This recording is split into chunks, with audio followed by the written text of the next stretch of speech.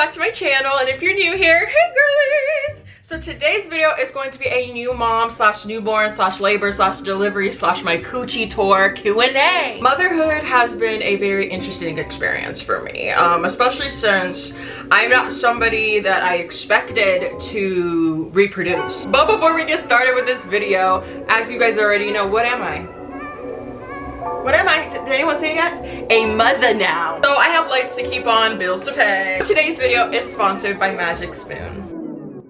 Girl, do you love cereal but you avoid it because of all that sugar? And are you ready for a guiltless midnight snack? Let me introduce you to Magic Spoon real quick. Not only is it keto-friendly, gluten-free, soy-free, low-carb, but it's also 0 grams of sugar, and each serving has about 13 to 14 grams of protein. Their variety pack comes with 4 flavors: cocoa, fruity, frosted, and peanut butter.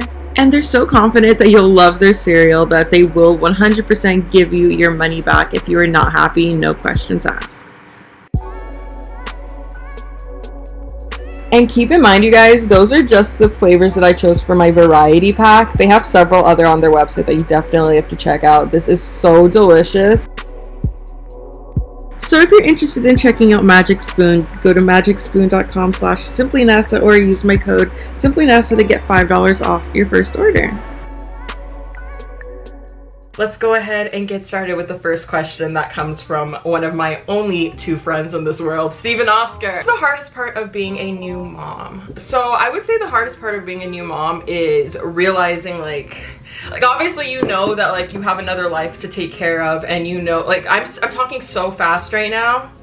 I feel like I need to slow down. I just got home, by the way. Like, do I look like I just came out from like a night on the town? I just went down the street to the store and I feel like I did so much today. But the hardest part would be just like realizing that like it's not just you that you have to take care of, like getting into the routine of everything. So me being the kind of person that wakes up at like 2 p.m. because I go to bed at 5 a.m. most of the time, that had to be changed. Now I have to wake up every hour, sometimes every 15 minutes. So like the second I feel like, oh, I'm finally gonna go to sleep, like she's falling asleep. Caleb Basulto asked, what was the feeling you got when you saw your baby girl for the first time?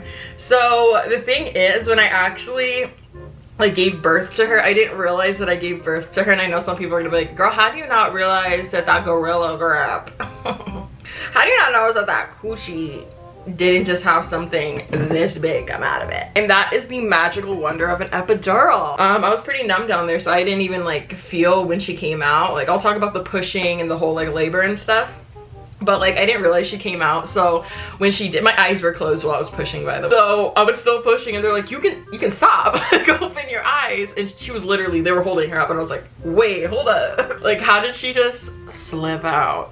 Like, I swear that grip was gripping down there. Like, I don't know the feel. Like, I just immediately started breaking down. Like, I was just crying and crying and crying. Like, in my video, that's after I calmed down. Like, they washed her, like, cleaned her and all that. And then, like, not washed her and cleaned her, but, like, cleaned her up a little bit, took the fluid out. And then they put her on my chest. So, like, within, like, those like 2 or 3 minutes that you guys didn't see, I was breaking down. But that was actually one of my biggest fears, like now that I think about it. Like me and my friend talked about it a lot, that during my pregnancy, like yes, I loved my baby in my stomach, but because I was having such a hard pregnancy, I was having hard connecting in a way, if that makes sense. Like that whole like just feeling super connected to your child before they're even here. I was struggling to do that, and apparently that's normal. So like if you're somebody that's having those fears that like, oh, I'm not connecting with my pregnancy the way that I see other women, so that scares me that when my baby does come out, am I gonna love them as much as I should? Am I gonna, you know, because you know there's some women that sometimes the baby will come out and they'll just not feel anything, and they won't feel love, they won't feel joy, they won't feel anything. It's just kind of like, oh cool. And that is completely normal. It happens sometimes. And like I said, I had this big fear because I wasn't connecting with my pregnancy. Am I gonna connect with her when she actually comes out? And the fact that I immediately broke down and I felt so much love and joy in my body when I actually did see her, I was not pleasantly surprised, but I was glad that like that wasn't gonna be a thing. Amaya Jolie asked, what's your sleeping schedule looking like? So finally this week, she's finally managing to get into some sort of schedule. Before it was like, oh, okay, we're gonna go to sleep at midnight, puts her into her little like bassinet, wakes up at 12:15, 12:30, 1:35, 3 in the morning, 5, 5:30, 6, 6:15. Like, it was a bunch of just like random times of her just getting up, going to sleep, getting up, going to sleep. So me and Anthony were doing intervals. Ooh, girl. Body shake like genie booty, dreamy, waist is teeny. Yes, I told him to get title so he stream me when he leave me. I got a faja. Is that how you pronounce it? That don't sound right. She didn't sleep before, but now she actually like sleeps throughout the night to where like we have to actually wake her up to like feed her and then put her back to bed. So it's been nice. Chaos is Beauty 5 asked, is being a mom easier or harder than you expected? Love you. Love you too, girly. I feel like it's a lot easier just because a lot of people made it seem a lot harder. Now, this does not mean start acting reckless. Oh, Simply Nessa said that like it ain't that hard, so let me start messing around and playing games and winning prizes that I might not be ready for. Because don't get me wrong, it is very tiring. It's very taxing on the body. It's still very much a lot to do, but it's not as intense as I thought. I always thought that newborns, maybe because the newborns I've been around have been the type that like constantly cry to where they're like dry heaving and like purple in the face, like constantly like crying, never sleeping, like having problems eating. But no, like it's been a lot easier. GKSNDNFD asked some things you plan on doing differently than your parents did parenting wise. I do not intend on ever spanking her. She's not gonna know she's gonna know what spankings are, but like she's not gonna get them. I'm gonna actually sit her down, and once she's able to, you know, communicate back and forth and she'll know what she did was wrong, then I'm gonna talk it into her head. Because I feel like if you just smack the child and they don't know what's going wrong, they're gonna end up messed up like me. I'm not trying to set her up to end up like Miss Simply Tainted. Just got Sunny asked what you took in your hospital bag versus what you actually used. I'm due in September, help. So I'm gonna put a little list right here. These are all the things that I recommend you actually take with you, just because I've watched so many YouTube videos and so many people told me like random stuff that like you're not going to need, like alcohol wipes, bring extra baby wipes, like bring diapers. You don't need to bring any of that stuff. They're gonna provide that for you at the hospital. It's gonna be included in the cost of everything. Extras asked, what's postpartum been like for you? And so many of you guys actually left that as a question as well, so thank you for caring about my mental health and how I've been doing. Postpartum for me has been very chill. Now, as you guys know, with all the million things that I deal with, I would think that my postpartum depression would be at an all-time high and I would just be down pretty bad. And surprisingly, it's like all the hormones and all the stuff that I dealt with when I was actually pregnant, like the depression, the severe anxiety that I was having, like the aggression, the anger, just everything that I was going through, it's kind of like I went through so much in that time period that now I don't experience it at all. Like, I don't know, it's almost like my brain resetted to before a bitch got almost kidnapped. Like, it went back. Like, all that trauma, it's like it like floated off. I have more patience now. I'm just a lot more chill. Like, I don't have this like impending doom feeling. Like, I'm feeling a lot more positive. I'm a lot more happy with like my life, my situation, like just me. So that like feeling of like something bad is going to always happen, that kind of anxiety has kind of like floated away.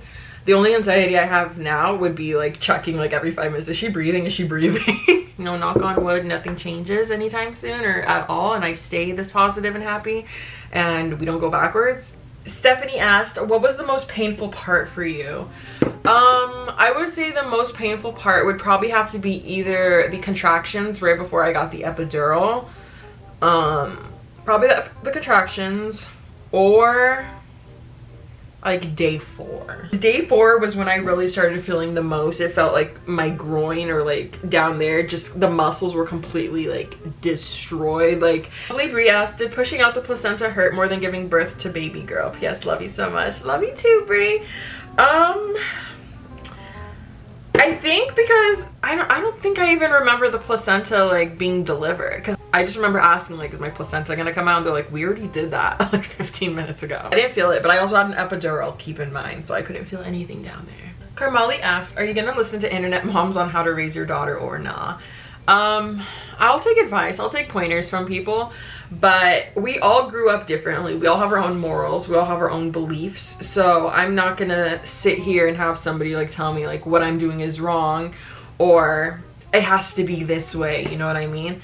So I'll definitely take advice from other moms, but I am not going to, you know, be like, oh, I'm not doing this, I have to do this, I have to do this because this lady told me to. Court Black asked, I'm terrified of labor and all of the needles. I have a phobia. And how aggressive are they with moms choosing their birth position and what they do and don't want during the delivery? So when it comes to the birth position, that's completely up to you. Just make sure that you let your doctor know what you want to do. You can give birth sideways. You can give birth with your legs up. You can give birth backwards. You just have to be vocal with them about what's going on. Because they're there to take care of you at the end of the day. And as for like the needle phobia, it's not that bad. The only time you're going to see a needle is for them to take some blood from you and to put your IV in, and that's only like a one-time thing, so you should be fine. Did you know how to push? That was such a struggle. Weird, I know. I did not know how to push. It's because of the epidural, of course. Apparently if you're doing it naturally, like the feeling just kind of like shows up and you know to push. But if you get the epidural, the doctor more likely has to tell you to, and how long to hold it and how to breathe and everything. So I did not know how to push. I did not know when to push. I just waited until the doctor was like, okay, it's time. Her head is lit, like we can see her hair. Like I remember Anthony, when they were checking how far I was like dilated, he looked down there too, and he said that he just saw like the top of her head, like at least this much of it. Like, isn't that? How long do you plan on feeding? By the way, love you girl, I've been watching you forever, feel like I grew up with you. Girl, we did grow up together. I've actually already stopped breastfeeding. My breast milk dried up. My boobies shrank. I was able to breastfeed for about 3.5 weeks. In the first week, my milk didn't come in until around day 4 or 5, and then it was maybe like an ounce or 2 that I was getting out every time I pumped, and I'd pump every 3 to 5 hours just because it hurt my nipples really, really bad. We're getting to the point where I was only producing maybe like 1/2 ounce, and now if I try to pump, it's less than 1/4 of an ounce or even less than that. How often do you wash your baby?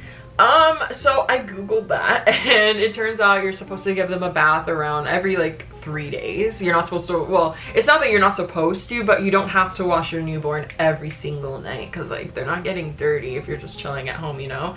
So for me, I try to bathe her every like 2 to 3 days, wash her hair. She has a little tub and everything that I put underneath the sink. Monica Banks asked, is the Gorilla Grip still gripping, child? I hope she didn't take too much damage. Girl, she took a little damage, but after I got sewed up, all I have to say is, are you surprised to see how contractions felt? Actually, yes. I was expecting my contractions, I don't know, like everybody makes it seem like contractions are like the worst thing. It's like getting your arms sawed off and then your toes ripped off one by one. Like it wasn't that bad. Like it felt like really bad period cramps, but it wasn't like, I don't know, I feel like people make it seem like you're being ripped in half, like it's like it wasn't like that for me at all. It was just really, really uncomfortable period cramps to where I felt myself like, I found myself pulling myself up on the hospital bed like and then letting go after like a couple seconds. But it wasn't like I'm gonna be screaming unbearable pain, like I'm getting chopped in pieces type thing.